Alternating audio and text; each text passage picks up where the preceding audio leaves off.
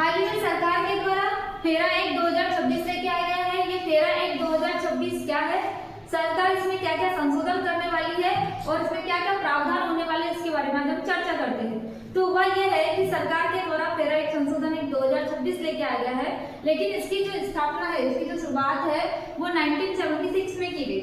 अब ये 13 है क्या, तो 13 जो है फॉरेन कंट्रीब्यूशन रेगुलेशन एक्ट मतलब विदेशी अंशदान संशोधन एक्ट है। इसके माध्यम से 1976 में इंदिरा गांधी की सरकार के द्वारा उस टाइम पे आपातकाल लगाया गया था। आपातकाल क्यों लगाया गया था और इससे इसका क्या लेना देना है, इसको जानते हैं। वह ये कि उस टाइम में जो भारतीय संस्थाएं थी, जो एनजीओ थे, उनके माध्यम से विदेशी धन एकत्रित किया जाता था, है ना। एकत्रित का मतलब जो दान दिया जाता था उसको कहना चाहिए राष्ट्र की सुरक्षा के, राष्ट्रीय सुरक्षा के लिए जो है एक नकारात्मक इफेक्ट पड़ रहा था, है ना, राष्ट्रीय गतिविधियों को नुकसान कर रहा था।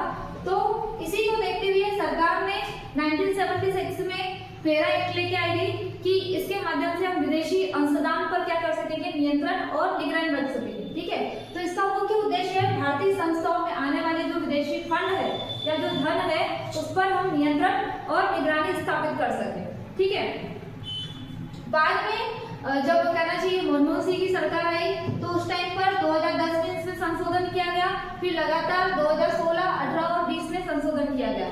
अभी वर्तमान में जो है 2026 में संशोधन किया जा रहा है। ठीक है, अब विपक्ष द्वारा इस पर क्या आपत्ति जताई जा रही है और इसमें क्या क्या प्रावधान है इसको देखते हैं। तो इसमें यह बोला गया है कि कोई भी एनजीओ या भारतीय संस्थाएं है तो वो मतलब कि कहना चाहिए रजिस्ट्रेशन करवाएगी कि भाई हमें एनजीओ खोलना है अल्पसंख्यक समुदाय से।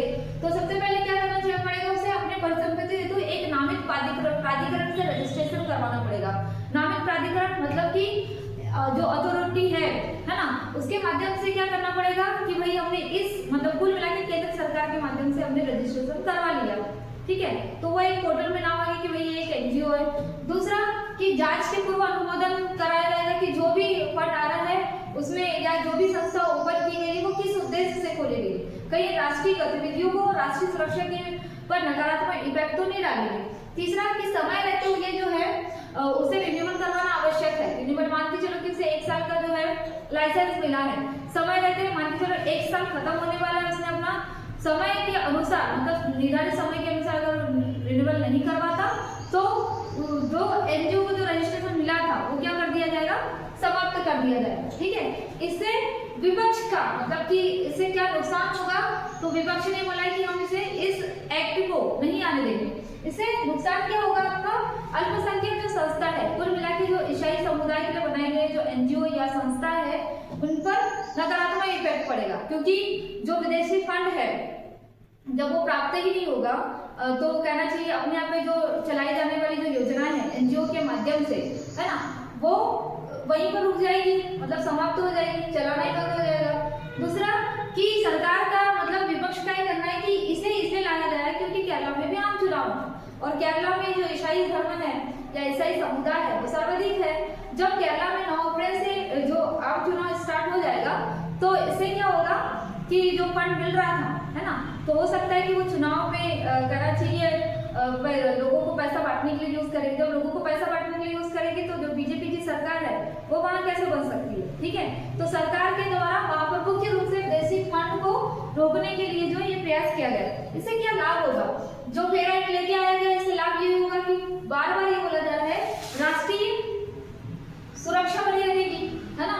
भारत में आने वाला जो धन है उसे आंतरिक मामलों में जो हस्तक्षेप है, अगर मान के चलो कि विदेशी फंड ज्यादा लेवल पे आ रहा है तो हो सकता है कि जो विदेशी ताकतें हैं वो बहुत अधिक मात्रा में बढ़ जाएगी और जो भारत की विधि का है ना, भारतीय जो सरकार है उसमें क्या करेगी, कंट्रोल स्थापित करेगी, है ना।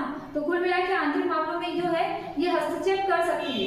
इसी को देखते हुए राष्ट्रीय सुरक्षा और कहना चाहिए राष्ट्रीय गतिविधियों पर नुकसान या राष्ट्रीय हित में नुकसान ना हो, इसलिए ये 13 एक्ट लाया गया। अभी हाल ही में जो रिपोर्ट आई है 2026 में, उसमें बोला गया कि 16,000 जो संस्थाएं है ना, इनमें 22,000 करोड़ रुपए जो है प्राप्त हुई है ना।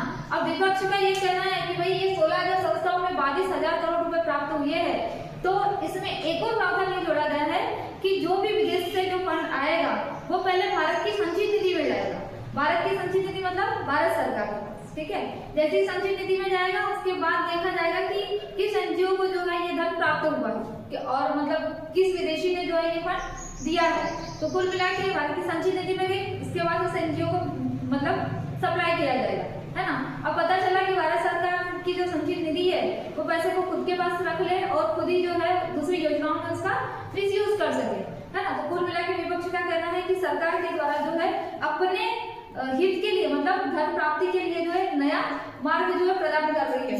अब इस एक्ट के माध्यम से भारतीय संविधान में जो अनुच्छेद है, जो आर्टिकल्स आपको दिए गए हैं उसमें आर्टिकल 14, ठीक है, आर्टिकल आपके 19, आर्टिकल 21 और आर्टिकल 301A इस पर जो है नकारात्मक मतलब कुल मिला के इसका भारत सरकार द्वारा जो है उल्लंघन किया जा रहा है, ठीक है। तो कुल मिला के ये जो फेरा एक्ट है वो राष्ट्रीय हित और राष्ट्रीय सुरक्षा को देखते हुए जो है लेके आया गया है, ठीक है।